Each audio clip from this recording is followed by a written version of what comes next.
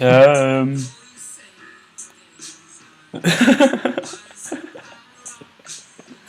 så er vi sgu i gang. Det her, det er Erne-rapporten. Det er vores nye danske komikershow, og det er lavet af mig selv, og det er på min computer. Og så har jeg en assistent med her i dag. Vi kalder ham Erne-Dan. Hvad har du at sige til, til det? I kan godt sige, hvorfor han minder om det, Annie. Måske lidt mere en vampyr. Nå, tak det.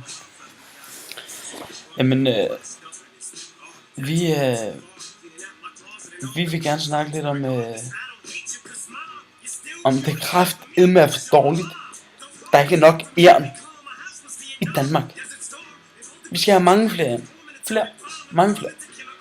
Vi skal have erne diskoteker, hvor fede mennesker, så som os, kan komme hen